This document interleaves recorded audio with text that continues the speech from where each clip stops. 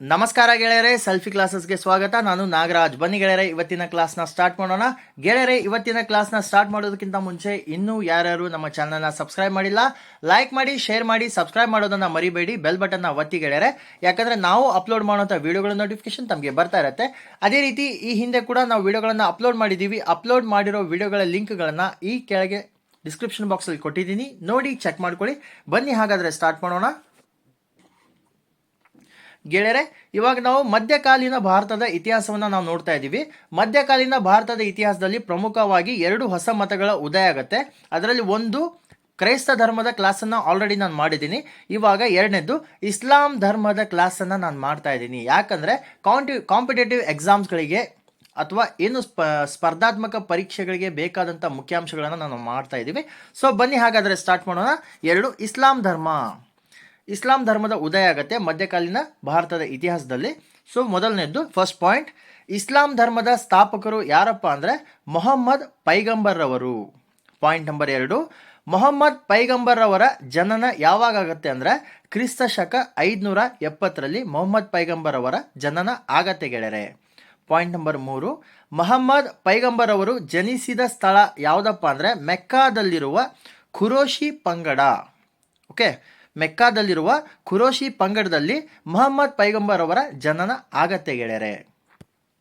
Point number 4, Mecca ಇರುವುದು ಎಲ್ಲಿ ಅಂದರೆ ಮೆಕ್ಕಾ ಇರುವುದು ಸೌದಿ ಅರೇಬಿಯಾದಲ್ಲಿದೆ Mecca. Okay.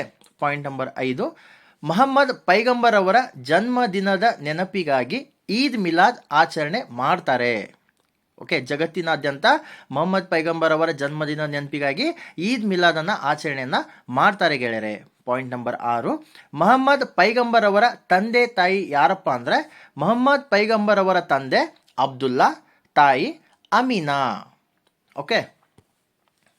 Point number 7, Muhammad Paigambar ಅವರ ಪತ್ನಿ ಯಾರಪ್ಪ ಅಂದರೆ ಮೊಹಮ್ಮದ್ ಪೈಗಂಬರ್ ಅವರ ಪತ್ನಿಯ ಹೆಸರು ಖದೀಜಾ. ಇವರು ಅರೇಬಿಯಾದ ಶ್ರೀಮಂತ ಕುಟುಂಬದಲ್ಲಿ ಹುಟ್ಟಿದಂಥ ಒಬ್ಬ ಶ್ರೀಮಂತ ಮಹಿಳೆ, ಅರೇಬಿಯಾದ ಶ್ರೀಮಂತ ಮಹಿಳೆ ಖದೀಜಾ. ಇವರು ಮೊಹಮ್ಮದ್ ಪೈಗಂಬರ್ ಅವರನ್ನ ಮದುವೆ ಮಾಡ್ಕೋತಾರೆ. ಪಾಯಿಂಟ್ ನಂಬರ್ 8, ಮೊಹಮ್ಮದ್ ಪೈಗಂಬರ್ ಅವರ ಅಳಿಯ ಯಾರಪ್ಪ ಅಂದರೆ ಅಲಿ ಅಂತ. ಓಕೆ. ಪಾಯಿಂಟ್ ನಂಬರ್ 9, ಮೊಹಮ್ಮದ್ ಪೈಗಂಬರ್ ಇವರು ಒಬ್ಬ ಅರೇಬಿಯಾದ ವ್ಯಾಪಾರಿ. ಓಕೆ. ಪಾಯಿಂಟ್ ನಂಬರ್ 10, ಇಸ್ಲಾಂ ಧರ್ಮದ ಪವಿತ್ರ ಗ್ರಂಥ ಕುರಾನ್ ಅಂತ. ಪಾಯಿಂಟ್ ನಂಬರ್ 11, ಕುರಾನ್ನ ಭಾಷೆ ಅರೇಬಿಕ್ ಆಗಿದೆ ಗೆಳೆಯರೆ. ಕುರಾನ್ನ ನಿಜವಾದ ಭಾಷೆ ಅರೇಬಿಕ್ ಆಗಿದೆ, ಅರೇಬಿಕ್ನಲ್ಲಿದೆ ಇದು Quran. Okay. Point number 12, Islam ಧರ್ಮದ ಪವಿತ್ರ ಸ್ಥಳಗಳು ಯಾವುದ್ಯಾವುದಂದರೆ ಒಂದು ಮೆಕ್ಕಾ, ಮತ್ತೊಂದು Medina. Okay. Point number 13, Muhammad Paigambar ಅವರು ಧ್ಯಾನ ಮಾಡಿದ ಸ್ಥಳ ಕಾಬಾ ಬಳಿ ಹೀರಾ ಗುಹೆ ಗೆಳೆಯರೆ. ಮೊಹಮ್ಮದ್ ಪೈಗಂಬರ್ ಅವರು ಏನು ಧ್ಯಾನವನ್ನು ಮಾಡ್ತಾರೆ, ಆ ಧ್ಯಾನವನ್ನು ಮಾಡಿದಂಥ ಸ್ಥಳ ಕಾಬಾ ಬಳಿ ಇರುವಂಥ ಹೀರಾ ಅನ್ನುವಂಥ ಗುಹೆಯಲ್ಲಿ ಅವರು ಧ್ಯಾನವನ್ನು ಮಾಡ್ತಾರೆ. ಯಾವಾಗ? ಕ್ರಿಸ್ತ ಶಕ 610ರಲ್ಲಿ. ಪಾಯಿಂಟ್ ನಂಬರ್ 14, ಹಿಜಿರಾ ಶಕೆ ಗೆಳೆಯರೆ. ಹಿಜಿರಾ ಶಕೆ ಪ್ರಾರಂಭವಾಗಿದ್ದು ಕ್ರಿಸ್ತ ಶಕ 622ರ ಸೆಪ್ಟೆಂಬರ್ 24ರಂದು ಹಿಜಿರಾ ಶಕೆ ಪ್ರಾರಂಭ ಆಗುತ್ತೆ. ಮುಸ್ಲಿಮರ ಲೂನಾರ್ ಕ್ಯಾಲೆಂಡರ್ ಇದರ ಆಧಾರದ ಮೇಲೆ ರಚನೆಯಾಗಿದೆ ಗೆಳೆಯರೆ. Okay. Point number 15, Hijra ಶಕೆ ಪ್ರಾರಂಭಿಸಿದವರು Mohammed ಪೈಗಂಬರ್. 16, ಮೊಹಮ್ಮದ್ ಪೈಗಂಬರ್ ಅವರು ತಮ್ಮ ತತ್ವಗಳನ್ನು ಮೆಕ್ಕಾದಲ್ಲಿ ಪ್ರಚಾರ ಮಾಡಲು ಆರಂಭ ಮಾಡ್ತಾರೆ. ಇವರು ಕ್ರಿಸ್ತ ಶಕ 622 ಸೆಪ್ಟೆಂಬರ್ 24ರಂದು ಮೆಕ್ಕಾದಿಂದ ಮದೀನಾಕ್ಕೆ ವಲಸೆ ಬೆಳೆಸ್ತಾರೆ. ಈ ವಲಸೆಯನ್ನು ಹಿಜಿರಾ ಅಂತ ಕರೀತಾರೆ ಗೆಳೆಯರೆ. ಓಕೆ. ಪಾಯಿಂಟ್ ನಂಬರ್ 17, ಮುಸ್ಲಿಮರು ಹಿಜ್ರಾ ಶಕೆ ಎಂಬ ಕಾಲಗಣನೆಯನ್ನು ಬಳಸಲು ಪ್ರಾರಂಭಿಸಿದರು. ಪಾಯಿಂಟ್ ನಂಬರ್ 18, ಮೊಹಮ್ಮದ್ ಪೈಗಂಬರ್ ಅವರು ನಿಧನ ಹೊಂದಿದ ವರ್ಷ ಕ್ರಿಸ್ತ ಶಕ 632 ಜೂನ್ 8 ಅಂತ ಹೇಳಲಾಗತ್ತೆ. ಓಕೆ. ಇತಿಹಾಸದ ಪ್ರಕಾರ ಕ್ರಿಸ್ತ ಶಕ 632 ಜೂನ್ 8ರಂದು ಮೊಹಮ್ಮದ್ ಪೈಗಂಬರ್ ಅವರು ನಿಧನವನ್ನು ಹೊಂದ್ತಾರೆ. ಪಾಯಿಂಟ್ ನಂಬರ್ 19, ಮೊಹಮ್ಮದ್ ಪೈಗಂಬರ್ ಅವರ ಉತ್ತರಾಧಿಕಾರಿಗಳನ್ನು ಖಲೀಫರು ಅಂತ ಕರೀತಾರೆ ಗೆಳೆಯರೆ. ಪಾಯಿಂಟ್ ನಂಬರ್ 20, ಇಸ್ಲಾಂ ಧರ್ಮದ ಮೊದಲ ಖಲೀಫಾ ಯಾರಪ್ಪ ಅಂದರೆ ಅದು ಅಬೂಬಕರ್. ಪಾಯಿಂಟ್ ನಂಬರ್ 21, ಎರಡನೇ ಖಲೀಫಾ, ಇಸ್ಲಾಂ ಧರ್ಮದ ಎರಡನೇ ಖಲೀಫಾ ಯಾರಪ್ಪ ಅಂದರೆ ಉಮರ್. ಓಕೆ. ಪಾಯಿಂಟ್ ನಂಬರ್ 22, ಇಸ್ಲಾಂ ಪದದ ಅರ್ಥ ದೇವರಿಗೆ ಶರಣಾಗು ಎಂದರ್ಥ ಗೆಳೆಯರೆ. ಪಾಯಿಂಟ್ ನಂಬರ್ 23, ಮುಸ್ಲಿಂ ಎಂದರೆ ದೇವರ ಅನುಯಾಯಿ ಎಂದರ್ಥ. ಇಸ್ಲಾಂ ಮತ್ತು ಮುಸ್ಲಿಂ ಎರಡು ಬೇರೆ ಬೇರೆ ಶಬ್ದಗಳು. ಇಸ್ಲಾಂ ಪದದ ಅರ್ಥ ದೇವರಿಗೆ ಶರಣಾಗುವಂಥ ಅರ್ಥ. 23ನೇದ್ದು ಮುಸ್ಲಿಂ ಎಂದರೆ ದೇವರ ಅನುಯಾಯಿ ಅಂತ ಅರ್ಥ ಗೆಳೆಯರೆ. ಓಕೆ.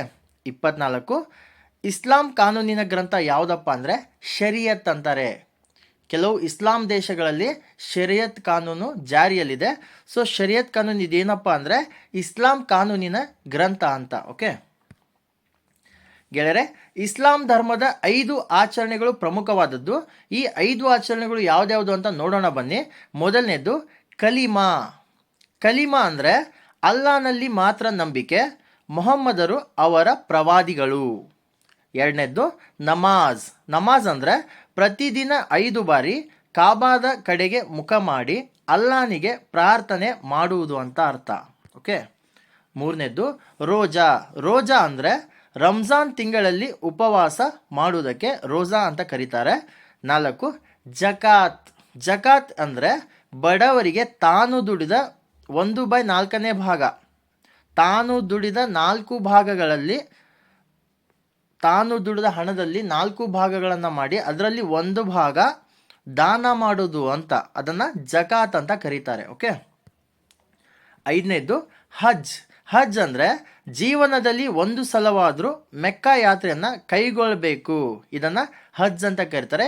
ಈ 5 ಇಸ್ಲಾಂ ಧರ್ಮದ 5 ಪ್ರಮುಖ ಆಚರಣೆಗಳು ಗೆಳೆಯರೆ. ಓಕೆ ಗೆಳೆಯರೆ, ಇಸ್ಲಾಂ ಧರ್ಮದಲ್ಲಿ ನಾವು ಪಂಥಗಳನ್ನು ನೋಡ್ತಾ ಇದ್ದೀವಿ. ಇಸ್ಲಾಂ ಧರ್ಮದಲ್ಲಿ ಪ್ರಮುಖವಾಗಿ 2 ಪಂಥಗಳನ್ನು ನಾವು ನೋಡಲಿಕ್ಕೆ ಸಿಗ್ತವೆ. ಮೊದಲನೇದು ಸುನ್ನಿ. ಸುನ್ನಿ ಯಾರಪ್ಪ ಅಂದರೆ ಜಮಾತ್ ಅಥವಾ ಸನಾತನ ಸಂಪ್ರದಾಯಗಳ ಒಂದು ಮತವನ್ನು ಸುನ್ನಿ ಅಂತ ಕರೀತಾರೆ. ಅತಿ ಹೆಚ್ಚು ಸುನ್ನಿ ಪಂಗಡ ಇರುವ ದೇಶಗಳು ಇಂಡೋನೇಷ್ಯಾ, ಅಫ್ಘಾನಿಸ್ತಾನ್, ಬಲೂಚಿಸ್ತಾನ್ ಮತ್ತು ಭಾರತ. ಎರಡನೇದ್ದು ಶಿಯಾ. ಶಿಯಾ ಯಾರಪ್ಪ ಅಂದರೆ ಅಬೂಬಕರ್ನ ಅನುಯಾಯಿಗಳಿವರು. ಅಬೂಬಕರ್ನ ಅನುಯಾಯಿಗಳನ್ನು ಶಿಯಾ ಅಂತ ಕರೀತಾರೆ. ಅತಿ ಹೆಚ್ಚು ಶಿಯಾ ಪಂಗಡ ಇರುವ ದೇಶಗಳು ಯಾವುದಪ್ಪ ಅಂದರೆ ಇರಾನ್, ಯಮನ್, ಇಂಡೋನೇಷ್ಯಾ ಮತ್ತು ಭಾರತ. ಗೆಳೆಯರೆ, ಭಾರತದಲ್ಲಿ ಸುನ್ನಿ ಮತ್ತು ಶಿಯಾ ಈ 2 ಇಸ್ಲಾಂ ಧರ್ಮದ ಪಂಥದ ಜನರು ಕೂಡ ಇದ್ದಾರೆ. ಓಕೆ. ನೆಕ್ಸ್ಟ್ ನಾವು ನೋಡ್ತಾ ಇರೋದು ಅರಬ್ಬರು. ಗೆಳೆಯರೆ, ಪಾಯಿಂಟ್ ನಂಬರ್ 1, ಭಾರತದ ಮೇಲೆ ದಾಳಿ ಮಾಡಿದ ಮೊದಲ ಮುಸ್ಲಿಮರು ಯಾರಪ್ಪ ಅಂದರೆ ಅವರು ಅರಬ್ಬರು. ಎರಡನೇದು, ಭಾರತದ ಮೇಲೆ ದಾಳಿ ಮಾಡಿದ ಮೊದಲ ಮುಸ್ಲಿಂ ದೊರೆ ಯಾರಪ್ಪ ಅಂದರೆ ಮೊಹಮ್ಮದ್ ಬಿನ್ ಕಾಸಿಂ.